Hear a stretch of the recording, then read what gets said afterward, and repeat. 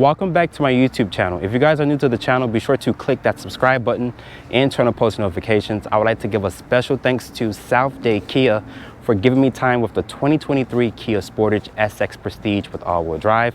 If you're in the market for a Kia, you can come check out South Dade Kia and they will get you into a new or pre-owned vehicle. But let's talk about pricing here for the SX Prestige with all-wheel drive. Starting price is at $35,290, including accessories and destination. This one stickers for $42,113. But let's talk about the front styling for this all new generation Sportage.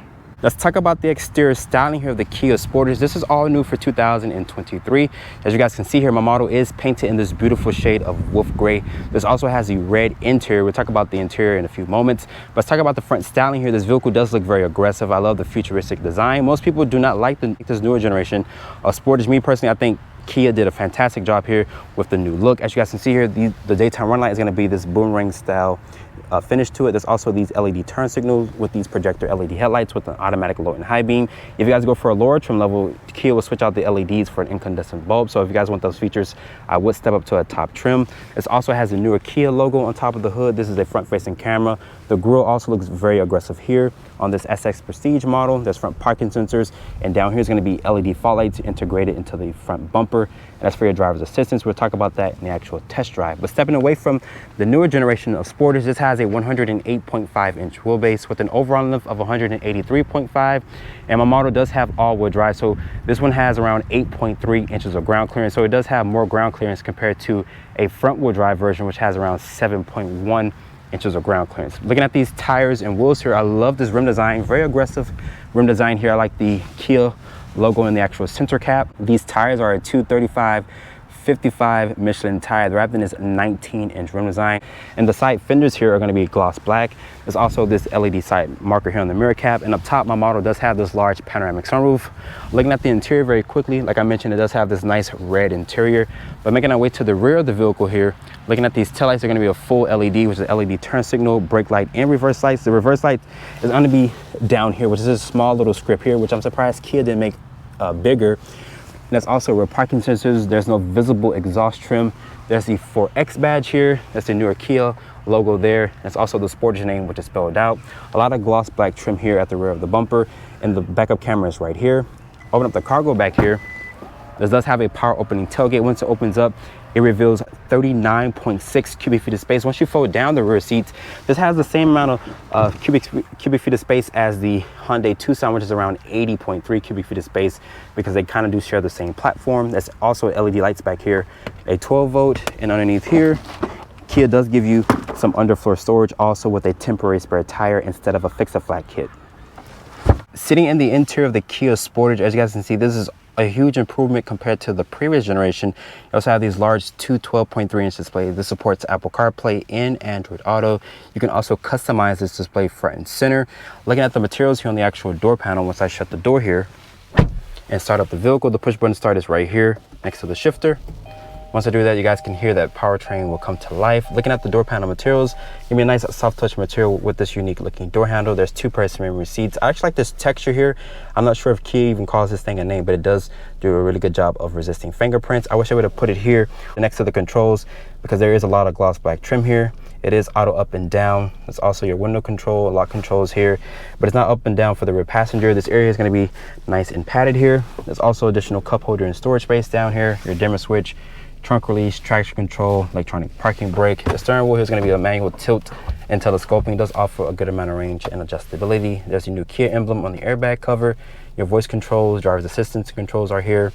Nice thick rim, nice leather. There's no heads-up display. Unfortunately, I think Kia offers that, if I'm not mistaken. There's also these unique looking air vents here, which looks really good. Reminds me of a wing of an airplane, which looks really good. I like that design cue there. Like I mentioned, you can customize this display here by pressing this area right here. You can also show different stuff like a driver information, a compass, whether the all-wheel drive power is being sent. As you guys can see, there's also your driver's assistance stuff is there. You press this button here, it will have a green icon at the lower part of the screen there to let you know that the active stir assist is going to be available. The materials on the dash can be a nice leather with nice stitching. I like the low dash here, great visibility out of this vehicle. There's also this touch area here to turn on the lights, or you can press the physical button. It's going to be an LED throughout the cabin. I wish Kia would offer like a frameless mirror or even a rear view camera mirror. That would have been a nice touch as well. Looking down here, putting the vehicle into reverse, it does reveal a top-down 360 view. Very nice, good display. You can also zoom in and out. There's trajectory with distance markers. As you guys can see, you can also look around this vehicle, which is just super impressive. I wish the color of the image here was actually the same exact exterior color, which is a wolf gray, but it's just a white vehicle. But it does show the nice wheels that this vehicle does have, which is really nice. Really nice, good tech feature. Taking it down here to drive, over to the left, there's a sport mode and the transmission. Putting the vehicle into park, nice high quality leather and stitching here. You can also lock the center diff because my model does have all-wheel drive. This is your drive mode selector, which shows you normal, sport, smart, and snow. So there's only 4 different drive modes here in the Kia Sportage. Like I mentioned, you can lock the center diff. There's parking sensors. You can also access the camera via this button here. There's an automatic start stop function, auto hold, hill descent control. This also has 3-level heated and cooled seats with a heated steering wheel function. This center area here reminds me of the Kia EV6 that I just showed you guys recently. There's 2 cup holders, very unique cup holders, just like on the Hyundai Palisade. Once you press these buttons here, they will pop out, which is a really nice design feature. There's some more storage here. This area here is gonna be nice and padded. Open it up, it does reveal a decent amount of storage in there. The seats are aggressively bolstered, sort of, but they do hold you in place. I do like the head restraints here. They're very supportive as well. And to open up this sunroof here, or panoramic sunroof, just push this button back. As you guys can see, the shade will go all the way back, and it will open up this large glass piece here. This area here in the back does not open, but it does let a lot of light and air into this cabin. More of that unique styling here from the for the air vents here. Looking at the glove compartment, it does offer a decent amount of storage. Let's talk about the infotainment system here very quickly. Going here to the Kia interface. I think Kia calls this Kia Connect now. They dropped the Uvo name. Now it's going to be called Kia Connect. It does support Apple CarPlay and Android Auto. There's a valet mode, a quiet mode. Your radio settings are here, media settings. I like the nice light purple icons. You can also mess with the climate control by pressing this fan here. Just like on the EV6, this also has dual climate control as well. As you guys can see, I can mess with the temperature here. I can also mess with the fan speed, and once I click this little arrow here, now I'm going to mess with the map display, which this does have embedded navigation. You can also do zoom in and out, which is a TomTom navigation, or you can move your audio source off to the side. Now this takes up the entire screen here. Unlike the Hyundai Ioniq 5, which has a white background, Kia gives it this black background to basically make it look like it's connecting both of the screen, which is really nice. I think the white background looks a little silly in my opinion. But as you guys can see, the touch response is super impressive. Going back to the Apple CarPlay, most people might just use their embedded maps here. Like me personally, I just use Waze. It pops up really quickly and whatnot. But overall, the tech and the spaciousness of this vehicle is super impressive. It's a huge improvement compared to the previous generation. Getting into the back seat of the Kia Sportage, open up the door here. As you guys can see, the door opens at a really good angle so you can access the back seat, especially if you're trying to put your children back here. But let's talk about the door panel materials very quickly. It's going to be a hard touch plastic. I do like this unique looking door handle. I'm not sure what kind of trim this is, but it does resist fingerprints. There's some gloss black trim here, which is basically going to build up fingerprints over time. The switchgear does feel nice. This area here is going to be slightly padded. I like the nice red interior here. Also with this cup holder down here, there's this handle here so you can recline the seats. And like I mentioned, plenty of space because Kia did make this vehicle bigger for this current generation. But getting inside the Sportage here, as you guys can see, plenty of foot space underneath the driver's seat. Kia says you have around 41.3 inches of legroom here in the back seat. That's matching the same legroom as that Hyundai Tucson that I recently just reviewed. And this does have a really good step-in height because this has around 8.3 inches of ground clearance. There is 2 map pockets for storage. There's this coat hanger back here. There's also 2 Type-C ports. There's rear air vents, and there's additional storage space down here. And above me, there's this large panoramic sunroof to let light into this cabin. It's also LED lights back here with this grab handle. Putting this armrest down here, it does reveal 2 cup holders, and it does kind of fold at a weird angle there, but this area is going to be nice and padded. But like I mentioned, Kia did make this vehicle bigger for 2023, so there's plenty of legroom space, and also you can fit 3 people across in comfort. Let's take a look underneath the hood of the Kia Sportage. As you guys can see here, this uses Kia's 2.5 liter 4-cylinder. This powertrain makes 187 horsepower and 178 pound-feet of torque. It is paired with an 8-speed automatic transmission, and my model does have all-wheel drive, which is an additional option. As the Sportage sits here with all-wheel drive, it weighs in around 3,500 pounds, and Kia says this can tow 1,653 pounds properly equipped. Fuel economy is rated at 23 in the city, 28 on the highway, and 25 combined. If you guys go for a hybrid or even a plug-in variant, that will beat the fuel economy numbers for this base powertrain. All right, so this is just so I could have my case closed. For some reason, I opened the hood to show the video, and now this thing will not close. There's nothing on the latch, as you guys can see. I'm not sure why it's not closing, but it will not close. So I don't know what happened.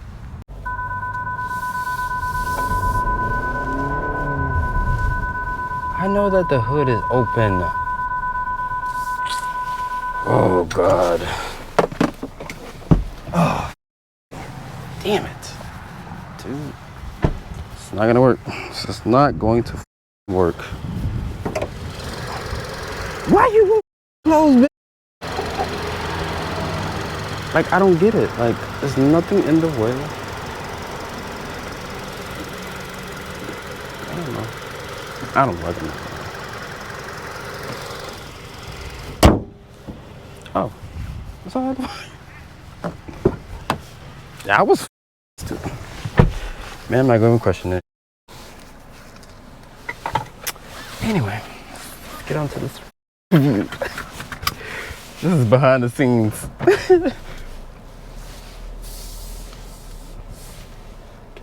So starting off in the 2023 Kia Sportage SX Prestige with all-wheel drive, this has the 2.5 liter 4-cylinder underneath the hood.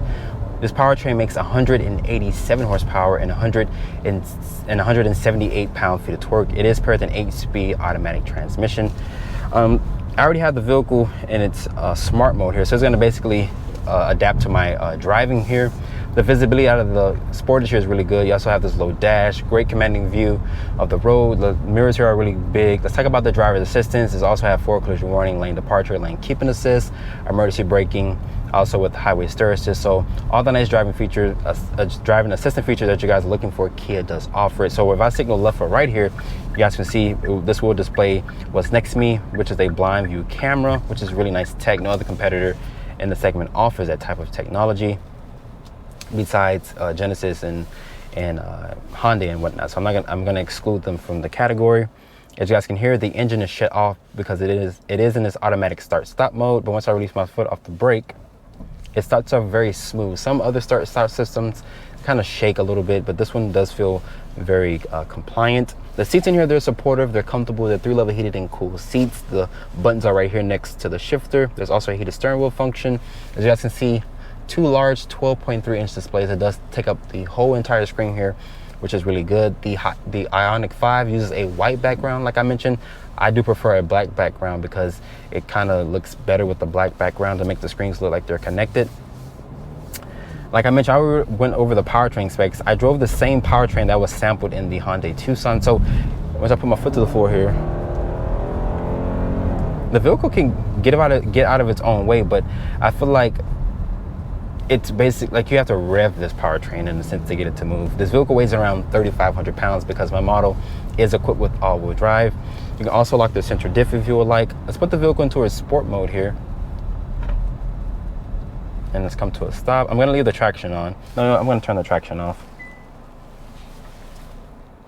And the automatic start-stop mode is off. Let's turn the system off. There's a button here. Once you guys do that, the vehicle will start right back up, but foot on the brake and accelerator.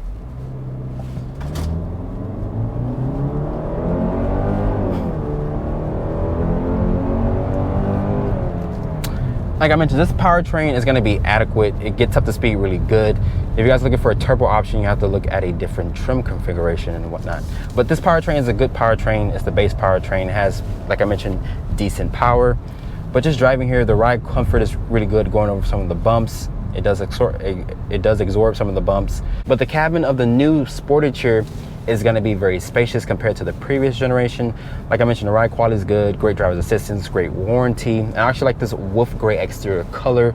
Also with this beautiful red interior, this vehicle looks really good. A lot of people look at this vehicle and trying to figure out what it is. It looks very futuristic, It does have a sportier design language compared to the previous generation. More cargo space, more leg room, because Kia did make this vehicle bigger for this current generation. This also has 8.3 inches of ground clearance, so it does have more ground clearance compared to a standard Tucson because of that all-wheel drive system. So it does elevate the vehicle more compared to it being front-wheel drive. With the front-wheel drive version, you have around 7.1 inches of ground clearance. So still good, decent ground clearance, but if you want to have more ground clearance, I would just recommend going for the all-wheel drive model.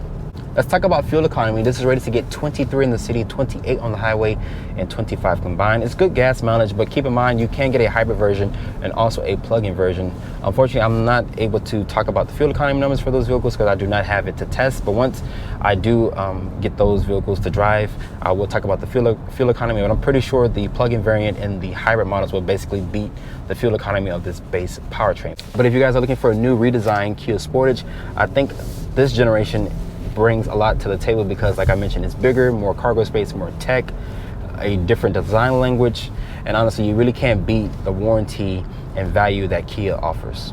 After spending time with the 2023 Kia Sportage SX Prestige with all-wheel drive, hope you guys have enjoyed this review here.